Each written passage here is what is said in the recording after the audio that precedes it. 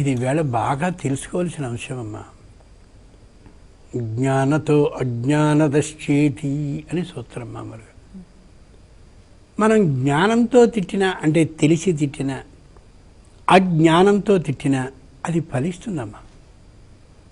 అంచేతనే పాతకాలంలో అంటే మా అమ్మమ్మలు బామ్మలు వాళ్ళందరూ ఏదైనా తప్పు చేసి నీ నోట బెల్లంగడ్డ కొట్టా అనేవారు. అదో తిట్టా, నోట్లో బెల్లంగడ్డ కొడితే అది తప్పే ఉంది.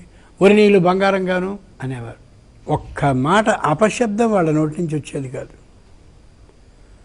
అలా వాళ్ళు అంతటి ఆప్యాయతని మాటల్లో చూపిస్తూ ఉండేవారు. కాబట్టి తల్లి విషయంలో కానీ, అమ్మమ్మ విషయంలో కానీ, బామ్మ విషయంలో, అలాగే పిన్నులు పెద్దమ్మల విషయంలో ఏదైనా తప్పు కానీ చేసి ఉంటే వాళ్ళు ఇలా అనేవారు కాదు. కాబట్టి వెంటనే తప్పు చేసేసాను పెద్దమ్మ, తప్పు చేశాను పిన్ని అని అనాల్సిన పరిస్థితి హృదయం అలా తంతు మనని కలిగించేది. మన తప్పును మనం తెలుసుకునేవాళ్ళం. ప్రమాణం లేనిదే మన భక్తి టీవీ ఏ విషయాన్ని చెప్పనియదు. భారతంలో కద్రువ అనేటటువంటి ఆవిడ విపరీతమైనటువంటి కోపం వచ్చిన సందర్భంలో జనమేజయుడు చేయబోయేటటువంటి సర్పయాగంలో మీరందరూ చావండిరా అని చెప్పించింది. స్మృతి భ్రంశాత్ బుద్ధినాశ బుద్ధినాశాత్ ప్రణశ్యతి. ఆ కోపం తారస్థాయికి వెళ్ళినప్పుడు, తారాస్థాయి కాదు తారస్థాయికి వెళ్ళినప్పుడు ఏం మాట్లాడుతున్నామో తెలియదు, ఏం చేస్తున్నామో తెలియదు, ఎవరిని తిడుతున్నామో తెలియదు, ఎవరిని శపించే స్థాయికి వెళుతుందో ఈ కంఠం, ఈ బుద్ధి, ఈ మనసు తెలియదు. కద్రు అలాగే శపించింది. ఆ మొత్తం నూరుగురు చచ్చారా లేదా? జనమే జేడు చేసిన సర్పయాగంలో. ఇంచేత నిజమైన తల్లి ఎవరు అంటే, ఎప్పుడూ కూడా పిల్లలు తప్పు చేస్తే వాళ్ళని మందలించాలి, కోపంతో కళ్ళతో మందలించాలి, అవసరమైతే ఒక చెయ్యి వేసి కొట్టాలి కూడా, తప్పేం కాదు. ప్రభుత్వపు నియమాలు అలా ఉంటే ఉండవచ్చు, కానీ నా ఇల్లు నా ఇష్టం. ఆ విధంగా వాడిని మందలించకపోతే తెలియదు. ఎంచేత పశువజ్ఞేయ బాలః, బాలుడు పశువులానే ఉంటాడు. ఓసారి కొడితే బాబో అమ్మ కొడుతుంది అని భయపడి తోవలోకి వస్తూ ఉంటాడు. ఆ కారణంగా పిల్లవాడిని మందలించాలి, కళ్ళెర్ర చేయాలి, అవసరమైతే వాడిని శిక్షించాలి, ఇన్ని చేయాలి. ఈ విధానాన్ని గమనించుకున్నటువంటి తల్లి నోటితో మాత్రం వాడిని ఏమనుకో, కాయేన వాచ మనస, మనసులో కోపం బాగా ఉంది, వాక్కుతో అనకూడదు, కాయంతో. వాడి శరీరాన్ని అవసరమైతే కొట్టు, కానీ వాక్కుతో అన్నావా, వాక్కు ఆత్మశక్తి ద్వారా ప్రచోదితం యువతలకు వస్తుంది కాబట్టి ఫలించే అవకాశం ఉంటుంది.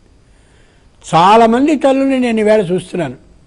ఓ చిన్న విషయం ఏదో వస్తుంది, వీడి నెత్తి మీద ఒట్టి పెడుతున్నాను నేను అని పాపం అభం శుభం తెలియనిటువంటి సంతానం నెత్తి మీద చేయబెట్టి వాడు అమాయకంగా అలా చూస్తూ ఉంటాడు. అర్థం ఒక చెప్పేస్తుంటారు వాళ్ళు.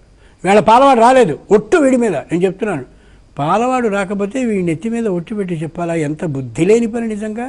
ఖచ్చితంగా గమనించాలి. ఒట్టు అనేది చాలా దారుణమైనటువంటి మాట. అంచేత వాక్కు ద్వారా వేగంగా అలా తిట్టడం, పిల్లల్ని తిట్టడం అంటే సరిగా చదవడం లేదని మందలించవచ్చు తప్ప నువ్వు నాశనం అయిపోవాలి, అడుక్కు తినాలి, పొరపాటున కూడా అట్లాంటి మాటల్ని అనకూడదు. ఇష్టకరంగా గర్భం నుంచి కన్నాక వాడిని అలా శపించడం ఎంత నేరం. అది వాగపరాధం, అంటే నోటితో చేసేటటువంటి తప్పు. శిక్ష వాడికి మించి ఈవిడికి కలిగేటటువంటి అవకాశం ఉంటుంది. ఎప్పుడు అలా చేయకూడదు. ఎప్పుడూ పిల్లల నెత్తి మీద చేయి పెట్టి ఒట్టు పెట్టడం అనే విధానమే ఉండకూడదు. దురదృష్టవశాత్తు ఆ ఇంట్లో కానీ వచ్చినట్టయితే ఆ ఇంటి నుంచి వచ్చినటువంటి ఆడపిల్ల ఇక్కడ నేర్పుతూ ఉంటుంది. అంచేత పిల్లల్ని పెంచడం చాలా జాగ్రత్తగా చేయాలి. నోటితో ఇలాంటి అపరాధాన్ని చేయకూడదు. పిల్లల్ని ఈ విధమైన తిట్లతో శపించకూడదు. తల్లి శాపం, తల్లి మాట మాత్రమే శాపం. నా మాతు పరదైవతం అని కదా. తల్లి ప్రథమ దైవత, అంటే పూజ్యురాలు, ఆరాధించదగిన ఉత్తమురాలు.